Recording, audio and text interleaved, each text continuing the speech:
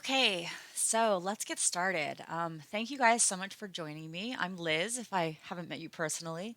And this is week 3 of a 5-week series, not consecutive, just individual quick shot classes where we're doing jewelry design using Tinkercad. So, just jumping right in. So, this class, as you likely know, is going to be modeling a charm ring. And so these are meant to be like really quick, little simple rings. Hopefully, at this point, you know your ring size. If you don't, I have in the description of the class, there is a listing of all the standard ring sizes along with the measurements in millimeters. So just as for some guidance, what you normally will find in a store is like a 6, 7, 8 ring size. If you're a woman, that's tends to be the sort of standard sizes, but certainly you can, of course, just model along. I will be doing a ring size 6, just for reference. So if you would like to follow my measurements, if you don't know what yours are, that's totally fine. And you always have the option to go back and fix. So a few things, just so you know, I'm on about a 5 second, or you're on a 5 second delay of me. So certainly if you need to ask questions or if I'm moving too fast or need to repeat anything, please let me know. I will kind of keep my eye. I'm like looking over here. I'll keep my eye on the comments. So certainly just like message if you need me to slow down or show something again. And then I just kind of want to walk you through the process that we're going to be doing so that you kind of understand the steps we'll be taking before we make them. But I will first say before we jump in that if you have not ever logged into Tinkercad before, and therefore you really know nothing about it, I do recommend that you take my introduction to Tinkercad class first, which is on my YouTube channel. Just because I don't go through the very, very basics stuff like how to rotate, how to use the orientation cube. I'm going to dive right into the modeling process. So certainly feel free to follow along anyway. This will be a shorter class than the previous two. So I welcome you to stay if you do need to kind of catch up to where we are right now. But just know that that's there for you. So jumping right in. So like I mentioned, this class is probably about an hour or less. This will be a much faster class than the previous two. Quite a few less steps. It's one of the easier ones we'll be doing. And yeah, so let me just kind of give you some guidance. So we're going to start out basically by modeling the base shank, which is the ring band itself. So we'll model that first. Then we'll create these little jump ring connectors and orient those in a position. And then the very last thing will be to add your charm. And I'll give you a couple of different options of how you can create this charm that you can then take with you and then kind of work in your process. And to give you a sense of if you do decide to fabricate this, meaning you decide to have it cast in metal. I recommend brass, bronze, or sterling silver through Shapeways. The cost of this item, roughly, so basically I priced out this item exactly as you see on screen in a size 6. It runs from about $15 to $25 depending on the material. The brass and bronze is about closer to 15 and the sterling silver is closer to 25. So this is really going to be probably one of the more affordable items if you're looking to fabricate something. Okay, so let's jump right in.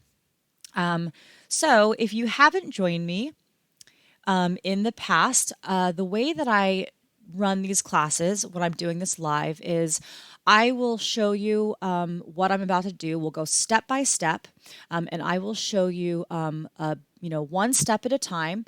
And so all you need to do really is watch me because I'm aware that you're probably jumping over from YouTube back to Tinkercad. So just watch along the first time, and then I'll cue you, and then I will sort of undo and then do it again and talk you through it a little bit more slowly so that you can then be listening and then go into your Tinkercad interface and follow along. So I'll essentially do every step twice, the first time you watch and then the second time you follow along. And again, if you've missed anything, please don't hesitate to just say, hey, I missed that step, or can you go back to this one part? I'm happy to do that, and it's really no problem. We have plenty of time.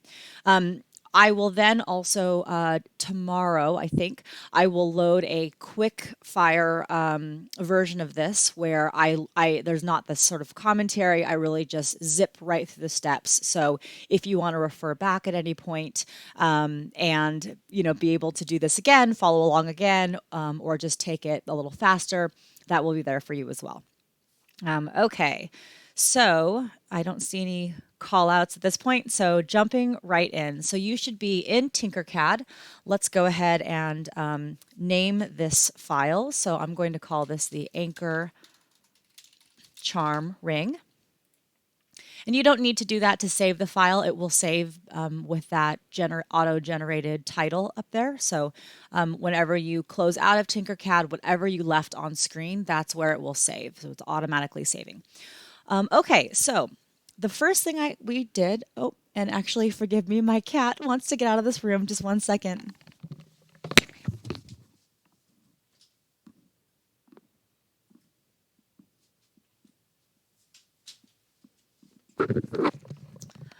Sorry about that. I didn't realize that she was in the room with me. Okay, so the first thing that we are going to do is to create the ring shank itself.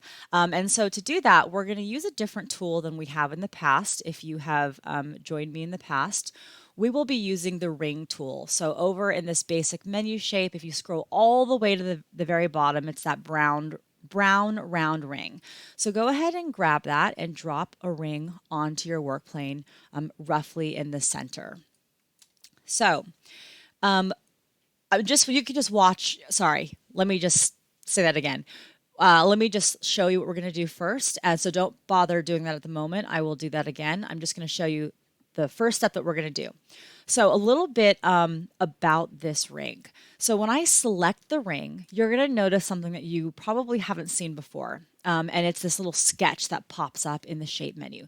So this right here represents the cross section of the ring itself. And what I will point out, because it's not obvious here, is that the right side of the sketch controls the outside shape. So you can think of this as the exterior side of the ring here, and this as the interior side of the ring. And so let me just show you kind of what this does. We are going to be able to choose the kind of cross section that our ring band has. And so you'll notice that I'm just grabbing this little white or hollow box, and it highlights red, and then I just click and hold and I drag it around. And so you can see how on screen my ring shape, the cross section, is changing a little bit as I'm moving it.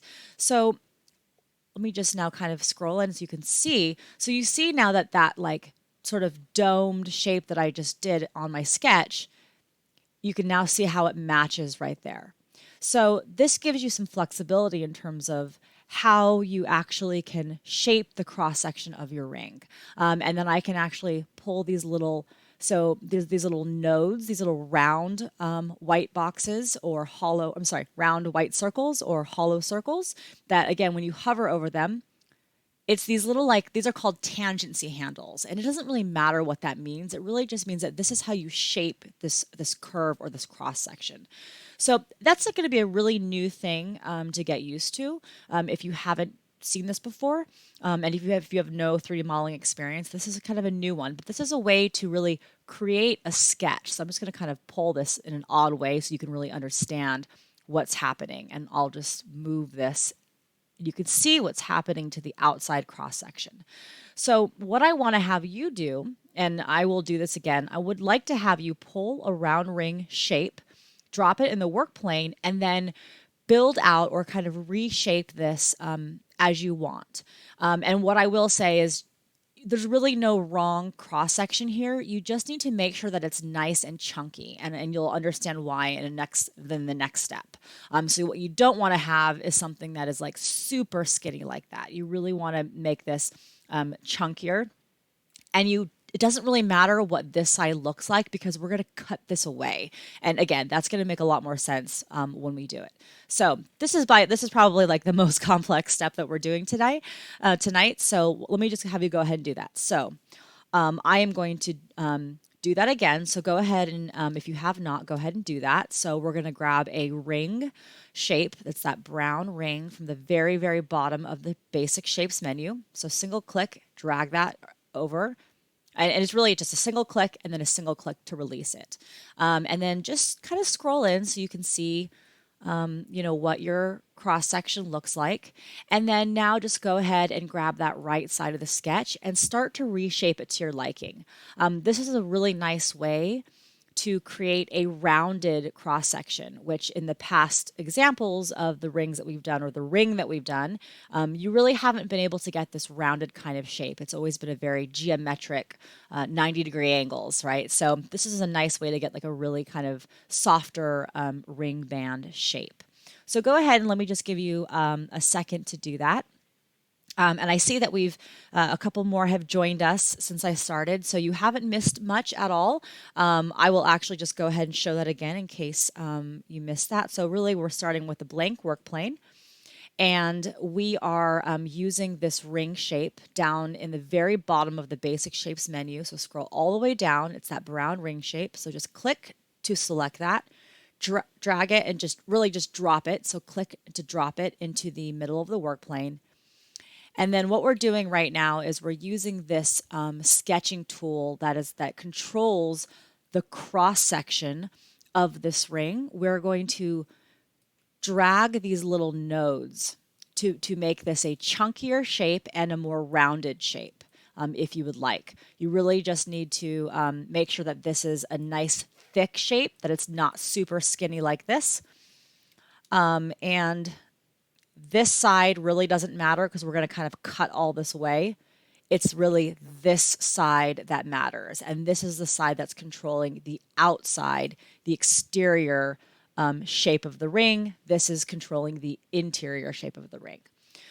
So go ahead and do that. And I'll just wait another minute or so. Again, this is like the most complex, really, and sort of the most confusing part of this class. But it allows you to really create this nice cross section right there. So go ahead and do that.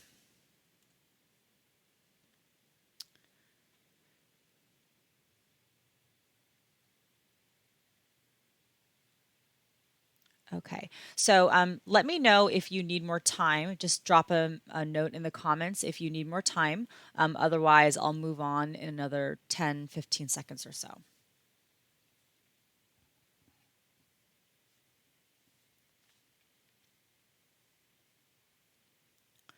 Okay, so moving on.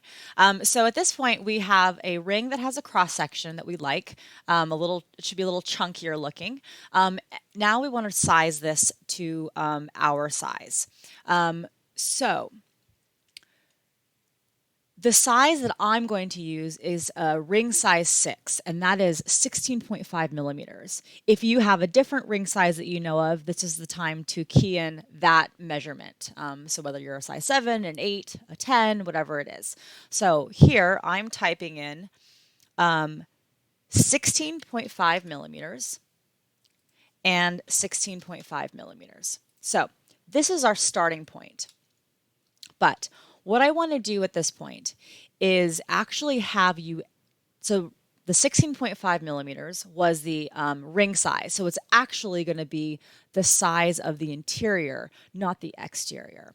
So I now know I have the interior dimensions of my ring, but I want this ring to actually have some thickness, right? So in my case, I'm going to add 3 millimeters to each side. So that means that I have to add a total of 6 millimeters to this ring size. So for me, I'm changing this now to 22.5 and 22.5. Okay, so I know I told you just to change it to your ring size, and that's our starting point, but now you need to accommodate for the wall thickness. And again, this is like a little bit confusing right now because we're like, wait, what's the inside dimension?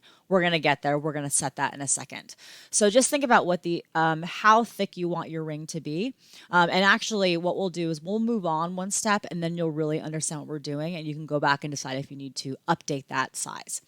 So the next step is we now need to make sure that the interior size, so what fits on your finger, is correct to a ring size 6 in my case. So we're going to grab, and again, you can just watch this part. I'm going to grab a cylinder hole, and this is going to be the object that cuts out my ring size. This right now defaults at 20. I'm a 16.5 because my ring size is a 6 and 16.5. So we know that if I cut this shape from this shape, that I have a ring size that is exactly a size 6. So let me just kind of show you, and as soon as I do this, you'll probably understand more closely. And again, just watch, because this will help to demonstrate what I'm about to do. So I know that I want to basically cut this interior shape away from this shape here. What I'm realizing now that I see this is that these two items are not actually intersecting. Do you see that? You see there's a little gap in there.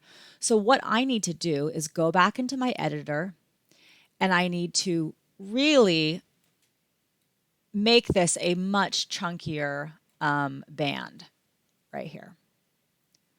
And so I'm going to start pulling these little nodes.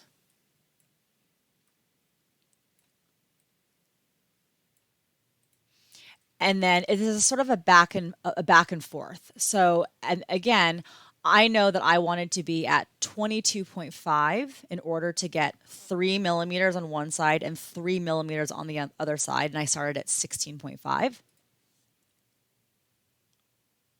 So I'm going to go 22.5 and 22.5. And I'm just going to check that alignment again.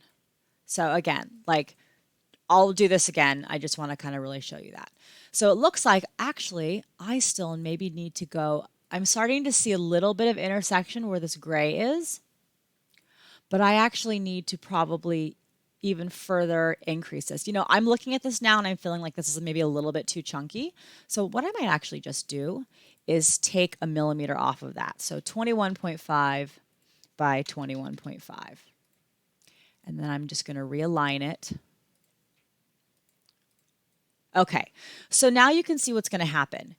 When I group these two objects together, I am going to cut a perfect 16.5 diameter hole out of this ring shank, and I'm left with a perfectly fitting size 6 ring. Okay, so let me just really kind of step back and walk through that again in some steps. So you've started with your ring shank that you just reshaped. You're now going to grab a cylinder.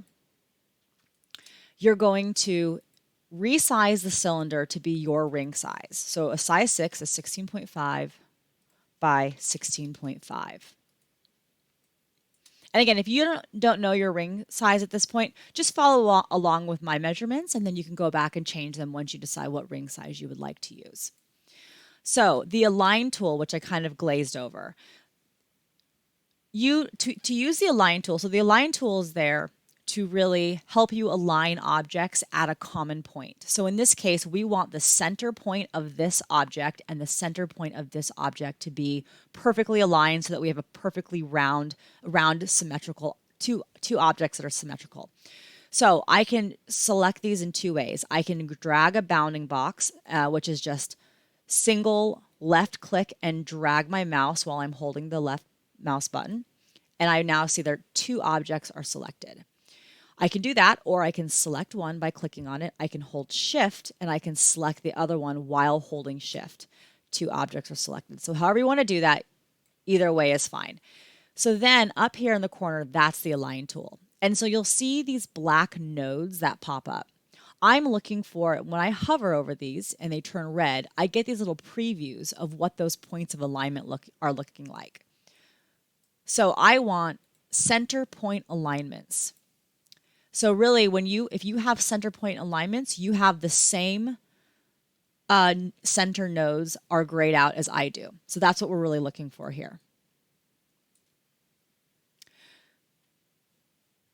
So, okay. So let's go ahead and have everyone do that. And I'm gonna do it again, and then you're gonna follow along with me. So we should all basically have been here, where we need to resize this cylinder to take into account, or this ring shape to take into account the wall thickness, this thickness right here, what you want this to be on your ring.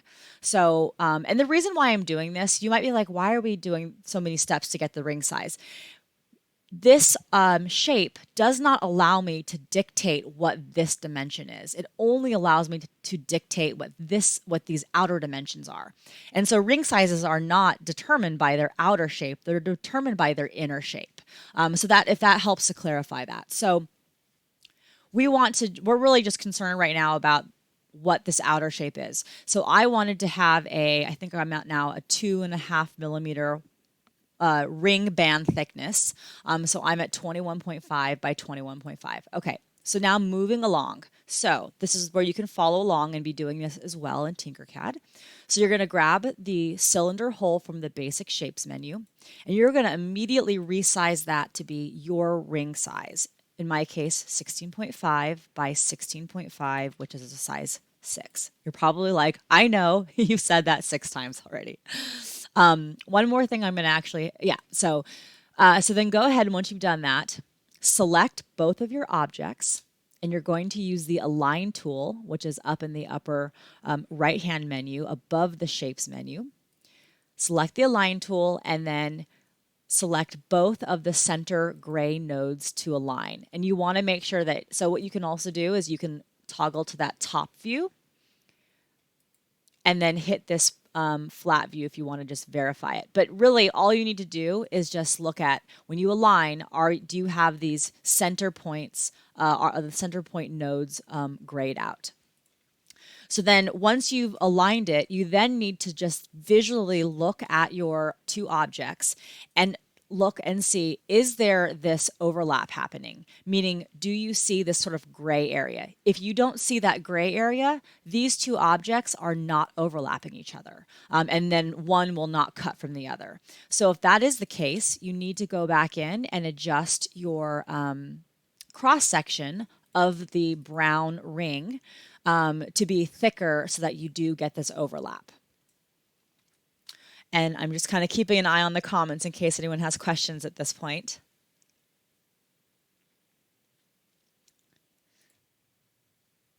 So I do see also that we have some additional folks watching. Oh, it looks like maybe we dropped them. Okay. All right, so moving right along. So, and then please, of course, make a comment if you need me to slow down or show you that again. So everyone at this point should be here. You should verify that your whole cylinder is the dimensions of your ring size. 16.5 is a size 6 ring. You should verify that you like the outer cross section, which is this right side of the sketch on your brown ring. And you should confirm that there is, in fact, this overlap happening with these two objects. So the next step that we're going to do, which will complete our ring band, we are going to select the cylinder hole shape. We're going to increase the number of sides all the way to 64. And all that that does, you can just watch my screen right now, all that that does is give me basically a higher resolution. So you see now when I scroll into these edges, it looks actually kind of flat. It's because these are actual flat faces making up a cylinder. We want to increase the number of those flat faces so that we have a smoother looking cylinder and therefore a smoother looking ring. I will point out that this ring, the brown ring shape, does have quite a few facets or quite a few faces, or too few faces in them, which gives you this sort of faceted shape. In the polishing steps, if you were to fabricate this will pretty well get polished out. I mean, realistically, this ring is this big, so you will likely lose all these little facets and you should get a more smooth looking ring. Okay, so once you've verified that your cylinder hole is the right size, matching your ring size, and you verify that they're overlapping, you are going to select these items and group them together. And now you have a ring that has a nice rounded cross section and is it's the perfect size for your ring size. If for some reason you do that and you find that, let me just show you. You find that your object seems to have made an odd cut. So see this right there? That really was just an indicator that my cylinder was not fully intersecting with my ring. And so I'm just going to make sure that it's fully intersecting and it fully cuts it through. Okay. So again, now you can go ahead and do this. I'm just going to undo. So we should all have been here. We have our everything sized appropriately. We're going to select our cylinder hole, increase the number of sides to 64 to create a very smooth cylinder shape. And then we are going to bounding box select all of them and both items and group them together, cutting the cylinder hole from the brown ring object. Okay. And again, do let me know if if you need me to do that again. I do also see that a couple additional folks have followed along. So we're a little bit into this now. However, if you want to, let me actually not sort of backtrack. You're welcome to follow along at this point. Do know that this recording will be available for viewing later as well, and then I'll also be doing a quick guide version of this, just a rapid fire modeling tutorial with less commentary, which will get published tomorrow. So you're welcome to follow along if you'd like as well. Okay, so moving right along. Okay, so we basically at this point have our main ring made. I'm just going to move mine over. So now to add the jump rings. So the first thing I'm going to do is just reorient this ring on the work plane because I want to have a different perspective on it while I finish it up and add the jump rings and add the, in my case, the anchor charm. So what we're going to do, and I'll just show you right now, we're just going to rotate this by 90 degrees. So that's where you're trying to get this to. And then, so let me just have you do that now. So again, that was just selecting the ring, clicking on this rotational node, and keying in 90 degrees. You can also do this by holding that arrow and then holding shift, and it constrains the rotation to 45-degree increments. So we just want to turn this by 90 degrees. And then the next thing that we will do is we're going to actually just move this entire ring down so it's hovering below the work plane. So to do that, if this is your first time joining me for a class, I just want to show you this. So this is a great way to have a flat perspective view when you're working. So as you notice, as I've been moving around on the work plane, the orientation cube up in this upper left corner has been following my motion. So what I want to do is actually toggle the front view. So I navigate to a flat front view. But right now, this doesn't really look flat to me. It looks very perspective. It looks how my eyes would look at something from the side. To flatten this, I can go down to the bottom and toggle this switch to flat view. And now this looks much more like a sketch. So let me just go ahead and have you all do that. So you're probably somewhere above this. So we're going to use the orientation cube to navigate to the front view. And then if yours looks like a perspective like this, you're going to click the last button on the left, which is switch to flat view. So it looks more like a sketch. So all we're going to do at this point is click on that ring, and we're just going to drag this down so that it's basically sitting like, you really just want the sort of top of the ring shank to be peeking out. And it doesn't have to be exact. This is more just for your own ease of modeling. It doesn't matter if it's a little bit lower or if it's a little bit higher. You just want to kind of move it down a little bit so that your work plane, which is that black line, is sort of intersecting right at the top of the ring. So go ahead and do that. Now, if you haven't, I'll just do that one more time, just in case. Okay, so that was navigating to the front view, using the orientation cube, flattening our view so it's like a sketch, selecting the ring, and then dragging it down so it's sort of sitting below the ground. Okay, so now we're going to grab a new object. And if this view sort of looks funny to you, the way that it like feels sort of odd to me, you can just toggle that perspective view, flat view again, and it kind of goes back to the way that your eyes would expect to see that. Okay, so one new shape that we're going to use, and really this is going to be the last shape that we actually use, and then we do our own charm design in a couple different ways. So scrolling down to the basic menu, and you can just follow along at this point. I'll do this again. So you're looking for the torus. It's the blue little ring shape, about halfway down the menu. So you're going to grab a torus and you're going to drop it onto the work plane. So just follow along for a second because I'm going to kind of throw you for a little bit of a loop again. So I just use the top navigational cube to orient myself to the top view, and I'm flattening it out just so I can kind of look at it a little bit closer. So this is another one of those objects that's like, I still haven't totally gotten a handle on. When I click on it, there's all of these different features, attributes. I haven't totally gotten a handle of what these attributes mean. And that's fine. I've sort of worked it out for you, and I'm going to tell you exactly what you need these to look like. And so just kind of follow along and I'll show you. So this radius, this radius doesn't really look, I mean, I guess it doesn't look correct. See, 10. This radius is odd because it says 7.5, but this is a 20 millimeter diameter ring. So I'm not sure why radius says 7.5, and I have no idea what 2.5 is. But I've worked this all out for you. So when you get a torus, yours will look just like this. It will have the same settings right here. What you're going to immediately do is you're going to change radius to 8. And you're going to change tube. You're going to change tube to 2.25. I kind of think these might be like proportions, that this might be like the tube is a proportion of this, but I don't know. I've tried the math and it doesn't seem to work out either.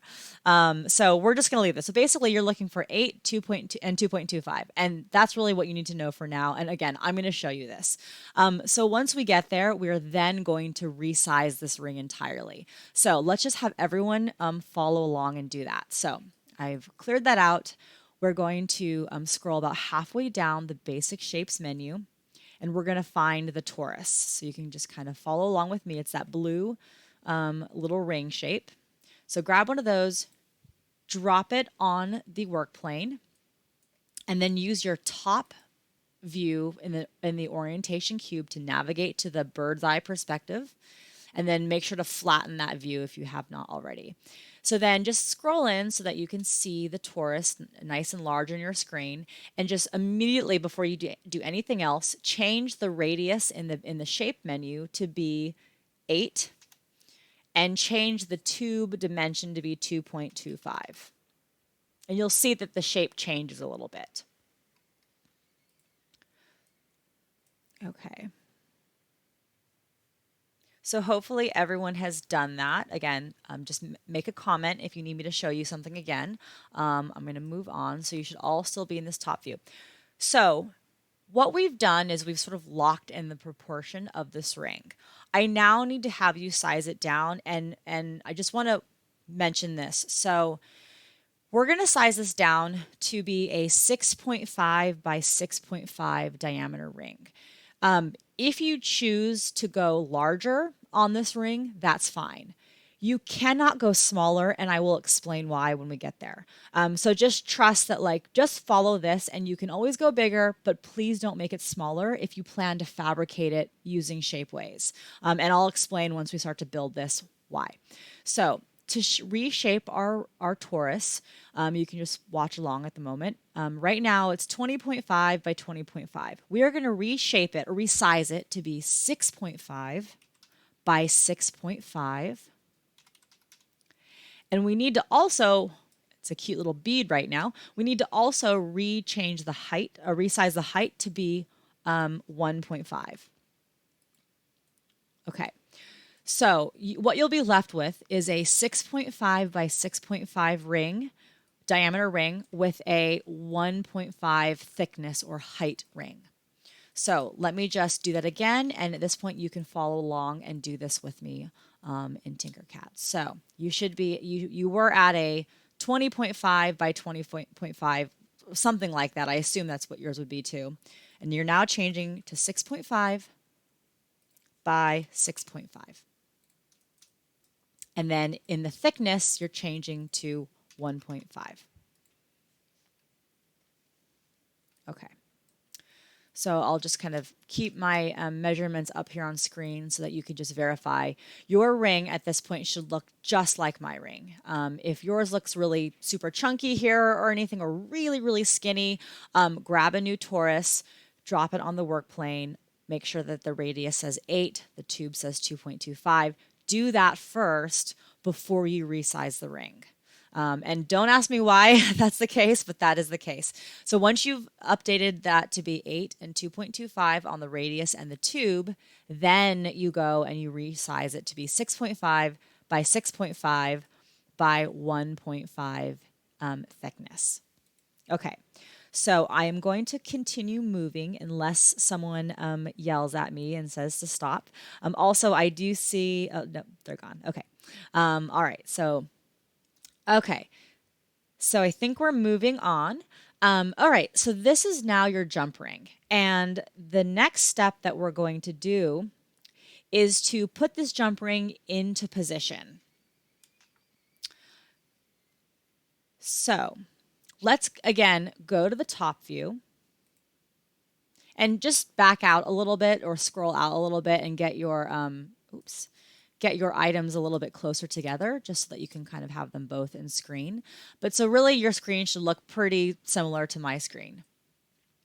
Oh, you know what? I don't know actually if I told you to do this. I'm noticing that my ring band is chunkier than I wanted, so I assume that I did not tell you this. I think I forgot to tell you guys to resize the thickness. So you may have already caught that. If you have not and you do not want whatever your thickness is currently on your ring size, I want mine to be much skinnier than this. I'm going to go down to, yeah, 3 millimeters for me. You could go down to 2. I wouldn't go less than 1.5 because the ring can get really dented pretty easily if it's less than 1.5. I would really make this like 2 millimeters or above. If you go wider than 5 millimeters, that can become very chunky. It might actually make you have to wear a larger ring size. So I would say anywhere from like 2 millimeters to about 4 millimeters should be a standard fitting ring. So anyway, go ahead and do that. My apologies if I that was my oversight. And then just verify that you know you're at the right thickness that you want. So for me, I'm going to leave it at 3. Okay. So then let's just all come back to our top view and continuing to move forward. So what we're going to do now is we're going to use the align tool, and you could just watch this part. So I'm going to bounding box select both of my items, and I'm going to use that align tool that we're all familiar with at this point to align the centers of, align the center so that the jump ring is centered with the band. But then I'm actually going to use this this sort of top or back edge node because I don't really want, let me just show you. I don't really want that to happen.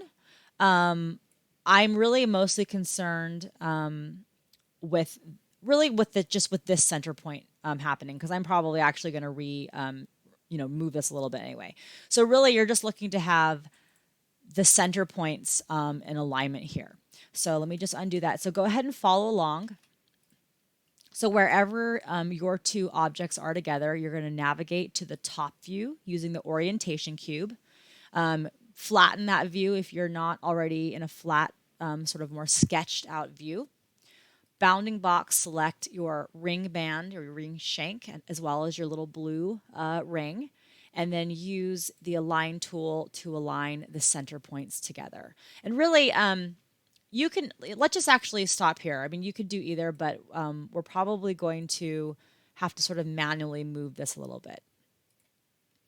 Yeah, so what we are looking to do now is we want to intersect these two objects, and we want to have so just watch right now. What I'm going to be doing is I'm going to actually use my arrows right now to move this into place. What I'm looking for, I want to have this entire inner circle, the center hole in the ring, exposed. So what I mean by that is I don't want this to be hiding. So see how there's a lot of that hole is cut off. I don't want that. And again, I'm going to kind of explain the fabrication process, and you'll understand why I told you I was really sort of strict about the size of this ring. You want this hole to really be completely showing. So right now you'll notice that as I'm using my arrows, this is sort of moving too much in either direction. I'm using my up arrow, my down arrow. What I can do is go to the snap grid. So you'll notice that when I look at the grid, which is the work plane, there's this like solid or darker blue box, and then there are these little lighter blue boxes in them. There are 10 lighter blue boxes inside one dark blue box. These are 1 millimeters increments. So that means that this is 1 centimeter, this larger dark box. What that's doing is the snap grid means that when I select an object and I use arrows to move it, or I move it with my mouse, it's moving in 1 millimeter increments. In this case, I need something a little smaller. I need it to more nudge and not make these big jumps. So I'm going to actually change that down to 0.25. And now look what happens when I tap my arrows. It moves in smaller increments. And that for me is perfect. I've really just maximized the overlap of my ring to my little ring to my ring shank, but I've not cut into my inner hole or inner circle at all. So that's really what you're going for. The other thing to keep in mind is that you need to kind of keep an eye on this position.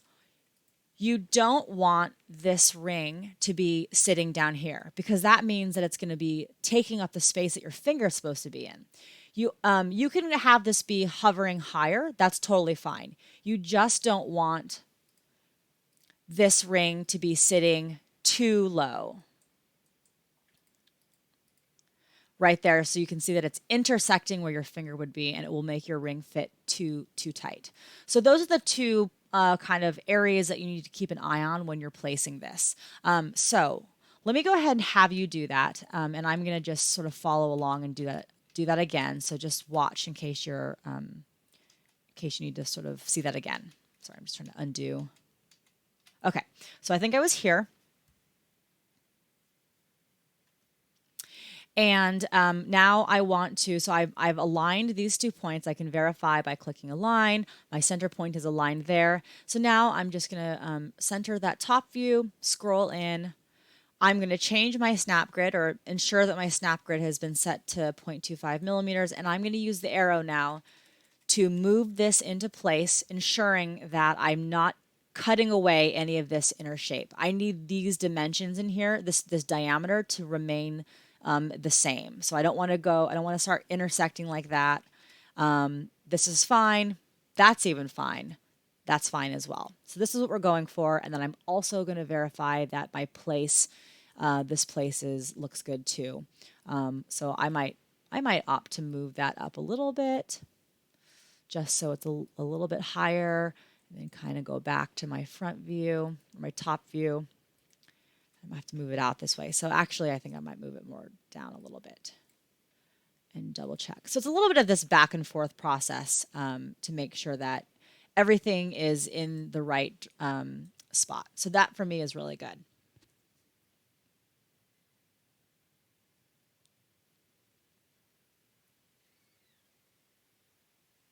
Okay, so I'm going to move on from here. So do let me know if you need me to pause or show that again.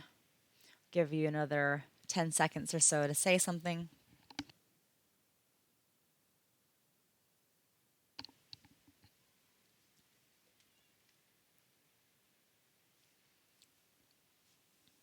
Okay, so I'm going to move on, but I'm just going to kind of talk through this next point for a second. So if you're still working, you can just listen and continue to kind of perfect the positioning of those two rings. So what we're going to do now is we're going to add we're going to copy this or duplicate this and then add a second one so that you now have a ring, a little jump ring that then the charm can attach to.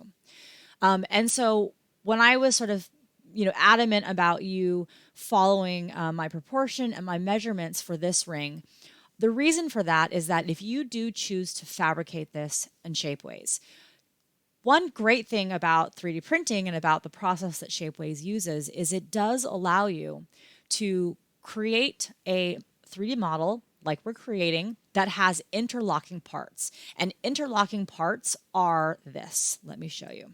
And you can just follow. I'm going to break this all down. So this is an interlocking part. And this is essentially what we're doing. What that means is that you have two objects that are not colliding. So they're not one shape. They're two individual independent shapes. They move independently of each other, but they're interlocking. They cannot become undone. So normally, if you were to build this in a more in a way that didn't involve 3D printing, you would have to model your ring, have this little loop off of it, model your charm separately, and then you would buy a jump ring and you would actually attach the charm to the ring and possibly solder it if you want to have a really good connection. The beauty of 3D printing is that you don't have to do that. Shapeways will actually allow you to fabricate and order this thing as one full assembly. So the charm will be attached to this ring, and the ring, the shank, and this ring will be one part. However, they require that you have at least 1 millimeter of space in between any interlocking parts. So I have created, I figured out what the size of this torus ring had to be in order for you to be able to fabricate, and that there was 1 millimeter in between the space. And that's why I was like, you could make this bigger, but please don't make it any smaller. So that being said, I hope that's clear. I hope that's clear for you. So what we can do right now before we start to position our ring, so go ahead. Actually, sorry, scratch that. So now I'm going to really show you the steps to what I was just talking about. So what we're going to do is we are going to select, and you can just watch along. We're going to select this small ring, duplicate it, which is up in this upper left-hand corner, and you'll see it blink once, and then use your arrows to start to move your copied ring in place. Once you do that, you're then just going to rotate it by 90 degrees. Okay, so that's what you're doing. So let me show you that again and go ahead and follow along. So you're going to select the little blue torus ring. You're going to hit duplicate. You'll see it blink once. You'll use the arrows to move that copied ring down roughly into the position that you need it to be in. And then you're going to rotate that copied ring by 90 degrees so it's perpendicular, and yours should now look just like mine does. And you want to really make sure that these are not touching. We're going to really finesse and perfect the positioning of these two items in a second, but I just want to get you all there. So go ahead and do that now.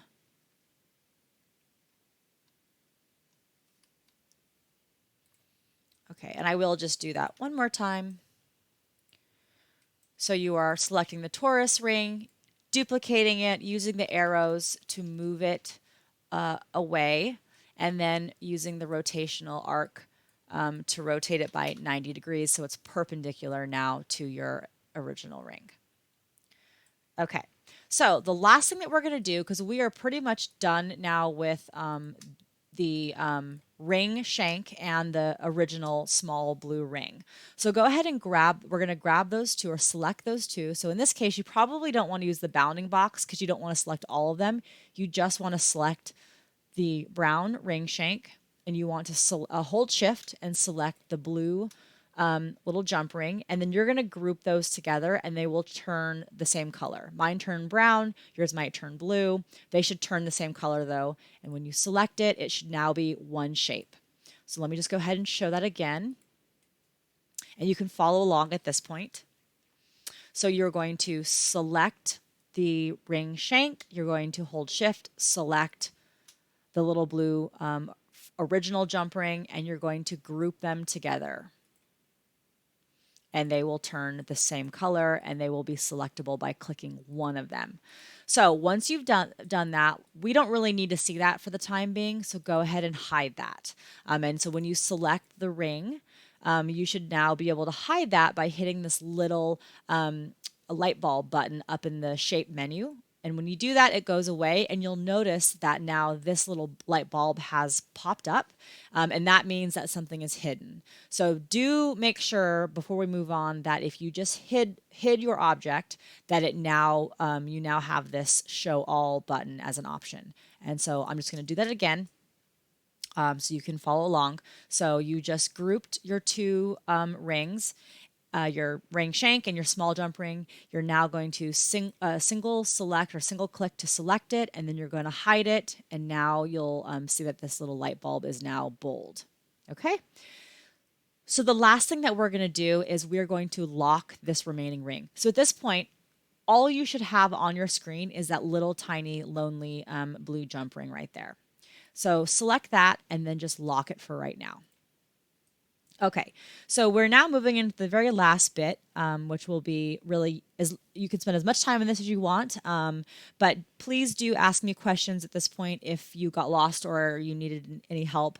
Also, if you're like, if you're ever just like not following along or a little bit too embarrassed to ask anything, you can certainly email me, reach out. I've got, of course, lots of time, so I'm happy to help guide anyone through this process, even if it's in a little slower method. So certainly don't be discouraged. Okay, so no one has said anything, so I think you guys are all caught up. Okay, so this is the really fun part. So we are now going to add a charm or model a charm. So if you joined me for the script ring class, which was 2 weeks ago, I showed you how to write your name using the scribble tool, which is right over here on the basic shapes menu. I showed you how to use the text tool. And then I also showed people in last week's class where there's some of these like different letters that you can use, like these block letter geometry pieces or this text object. So at this point, you have a lot of different options for how you want to create the design for your charm. You can do it by just adding shapes together. I want to show you, though, a really, really awesome tool that is just like kind of like blew my mind when I saw it. So if you didn't see this in my email or you didn't follow along, that's fine. I have instructions in the description of this YouTube class. So there's a link for a file converter. So basically, you can pull a piece of clip art, a clip art image. You basically need a black and white image, a very simple black and white image that you can find. You can Google something and find something. You can draw something. So if you're not looking at my little video, you can see. So this is something that like I took a stab at drawing this. So basically you just need something that looks like this. You need a sketch, whether you sketched it and took a photo of it or whether you found it, whether you Googled it, right? So you need that to be an SVG file type. Most of these, like if you take a photo with your phone, it will be in a JPEG format. There's also a PNG format that you'll find a lot. But if you find something, you can then convert it to an SVG file. And there's a link to a free online converter that I've been using all week, which is how I did this one, the one that I'm about to show you. So if you went ahead and you did find or converted an image into an SVG file, this is how you're going to do it, and you can just follow along. So you're going to actually go to Import. And at this point, you'll choose a file. So I had done this simple anchor. I don't know if you can see this window or not. A simple anchor file. So when I just selected that, you can see what my artwork looks like. So you can see it's a very, very basic solid black image with a white background. You really just need to have distinct black and distinct white. It can be gray, but it needs to be very distinct. So nothing that has like a lot of texture on it. If it does, that texture could be too small if it's individual pieces. Anything where there's a white, it's going to be nothing. Anything where there's black, it's going to be geometry. So I've selected the file. This is the file name that I had titled it. And what I need to do right here is I need to change the dimensions. And it's basically saying it's allowing me to change one dimension. And so these dimensions, it says 1211. So that's 1211 millimeters. So I'm actually just going to do this as 20 millimeters. And we're going to resize this, so it doesn't really matter. It's just to make this roughly the right size. And look what happens. So this is now a perfectly usable piece of geometry like any of these other shapes. And I can do the same to it as I can manipulate it in the same way that I would of any of these shapes. So this is a really, really awesome tool for me. Let me just actually see if I have the version easily accessible of the one that I sketched from this little sketch that I did. Oh, well, here's my name that I sketched out. So you can see this looks more like a Sharpie that I drew. Don't think it's around here anymore. But so this was now, I'll show you an example from, this was an iPhone image that was converted into an SVG file. I literally used a Sharpie, a white piece of paper, and I wrote my name out, and then I converted it into an SVG file using that online converter. So now watch, and you'll see the difference in the Sharpie version versus the clip art version. So you can see that my Sharpie version has has some of these like little like rougher edges. You scroll and you can really see, like, look at this. You could even see the like texture of the sort of like edge of the pen lines. It's able to catch that kind of detail. But that's like my handwriting. That came from me writing with a Sharpie, which is, pretty awesome. So if you let's just have you do that. If you did, in fact, find clip art and you did use an SVG file, go ahead and I'll just show you that again. So that's going to be import. You're going to navigate to your file. You're going to see a preview up here, and then you're going to resize it down to something around like 20, 30, 40, 50 millimeters, just so that it's not massive when it gets pulled into your screen.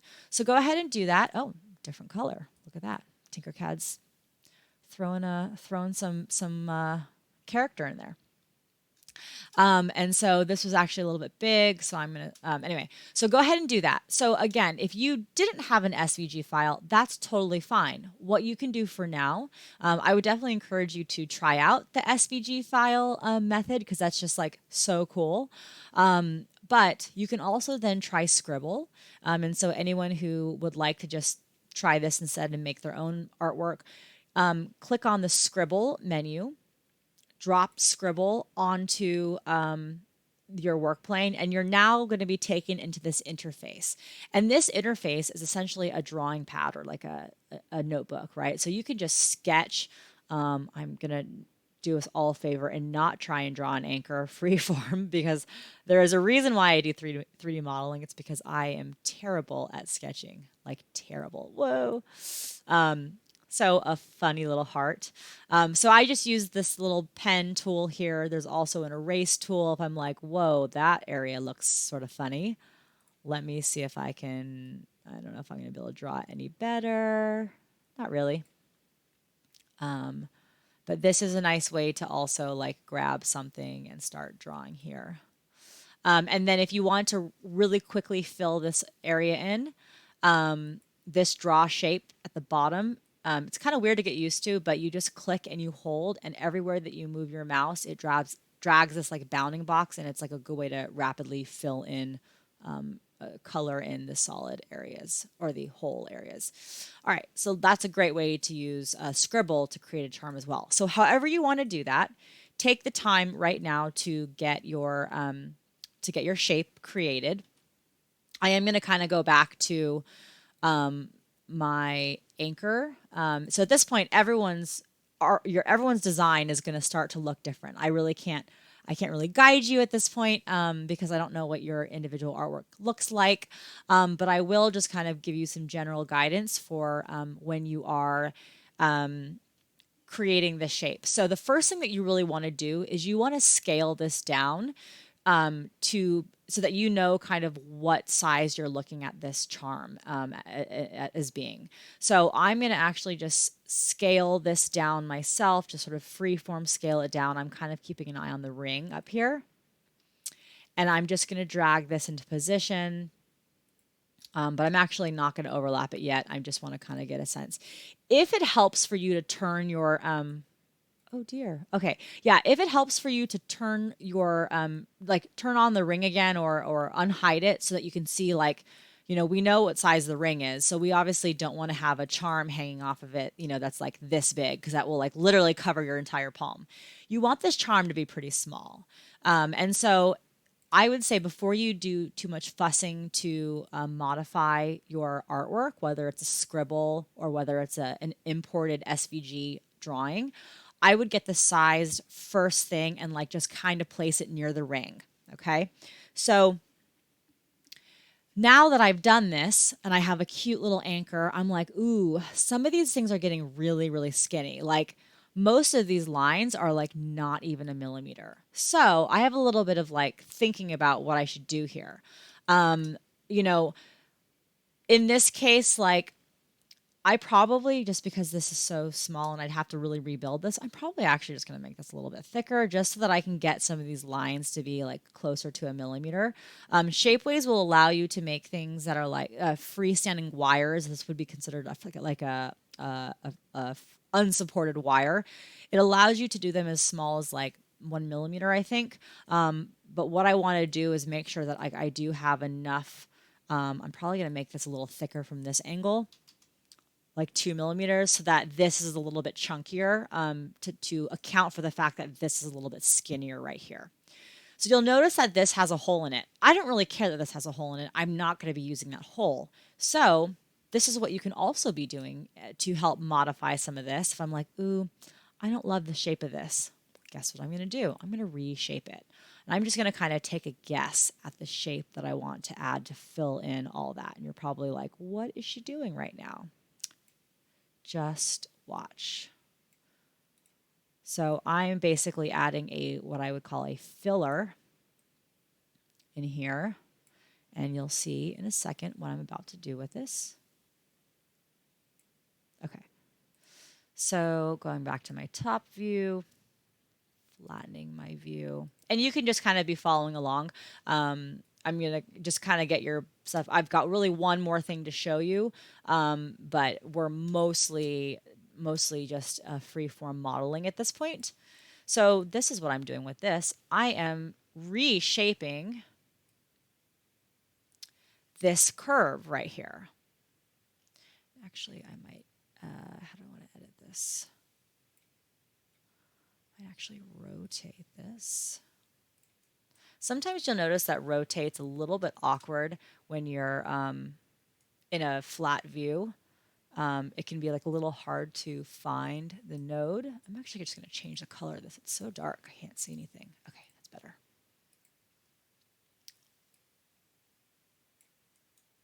So really, I'm just kind of showing you some ways that you can use. You can now modify some of these objects. Oops.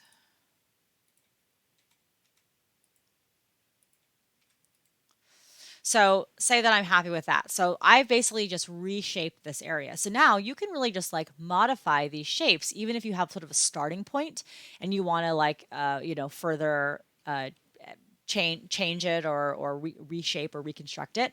I'm also, I got to duplicate this. I'm going to use mirror. We didn't go over this in this class, so we didn't need it, but mirroring is a way to copy and then literally flip flop your object over like a line of symmetry or axis of symmetry. So I just basically want to go and I want to fill this in on the other side.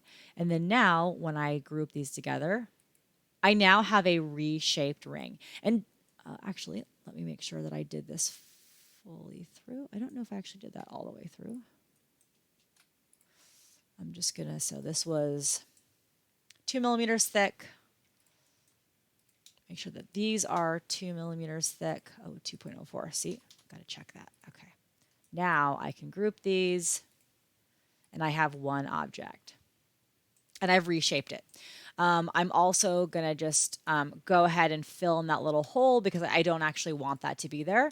And in fact, I might just make that round top of the notch or top notch piece be a little bit bigger, just a little bit larger in diameter by just covering. So this is the last thing I'm going to do, and then I'm going to show you how to finish up this ring. So just like a little bit bigger. I got to resize the height. So hopefully right now you are all creating your own little charm, or at least getting some ideas for the kind of charm. Maybe you're scouring the internet for a cool clip art design that you can turn into an SVG file, whatever it is. So I'm going to align, and then I'm just going to group these two together. Okay, so that's my new anchor shape. So I'm going to move on and just show you really how to finish this, and one more consideration to make. So what I want to do is, now that I have my charm,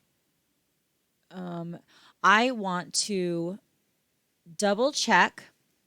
I want to align all of these items so that they are all lined up in the center, because I'm now going to connect all of them. So I'm using the align tool. I only want this one center point of alignment right there. And now I am just going to, this looks, I'm just going to check this. This looks a little bit off center for some reason. Just want to make sure that I'm actually centered here. Oh, I am. Okay. Could be that this sketch is just not symmetrical. Yeah. So now that I know that all of these objects are aligned, let me do that again. I threw it off. Aligned in the center.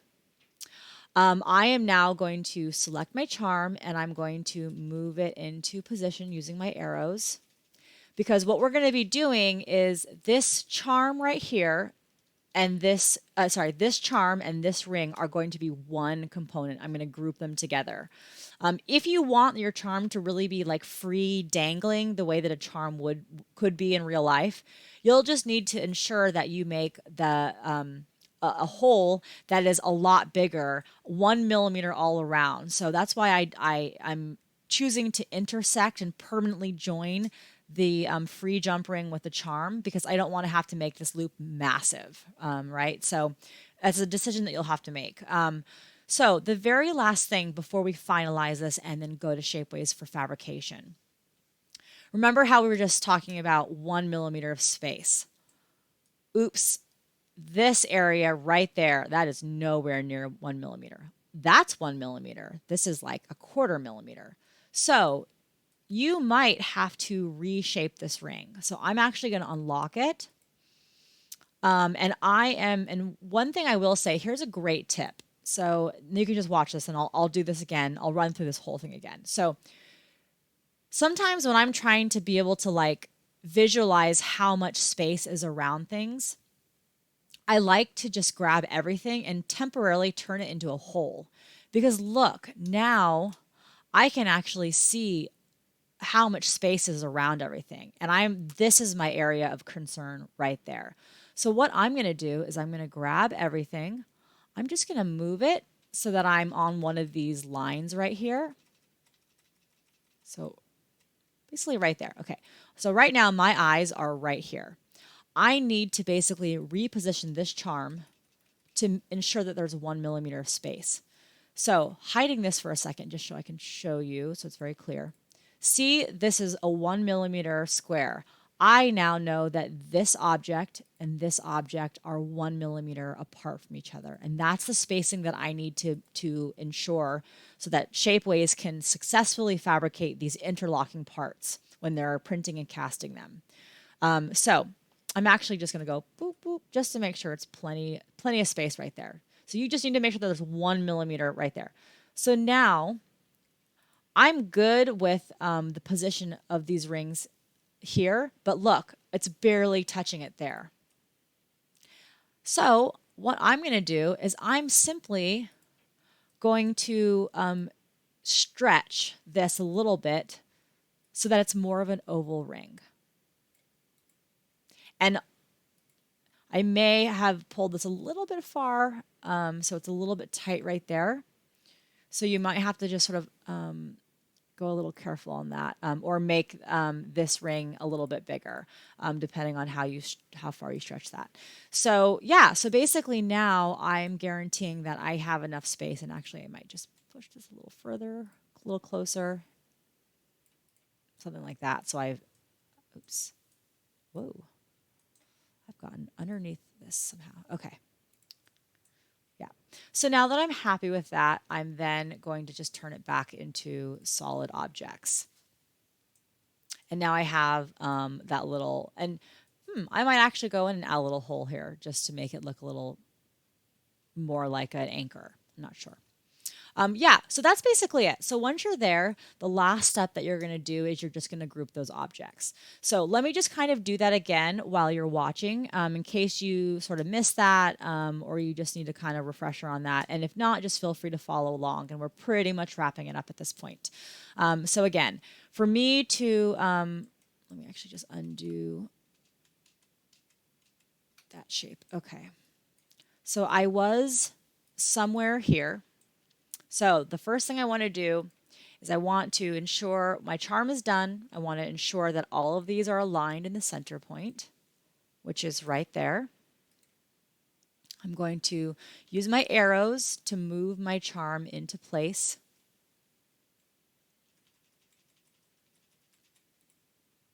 And just so that I have sort of more easeability when it comes to looking at all these items and evaluating the spacing from each other, I'm going to just temporarily change all these into holes. And that really just means that I can see through them right now. I can see this grid and I'm like, oh my gosh, look at the spacing right there. It's so tight. So I'm going to just move this anchor down so that I have a nice millimeter of space between them. And I see that I have to reshape or resize my ring. If you don't want an oval ring, if you really want this to be a round ring, then you need to, you're going to have to three-dimensionally scale that up. I was just dragging this, which stretches it in one direction. But if I were to hold shift while I drag that, I'm now scaling the entire thing up. You see it's getting thicker as well because it's a true three-dimensional scale. And so I just want to make sure that I'm overlapping this right there.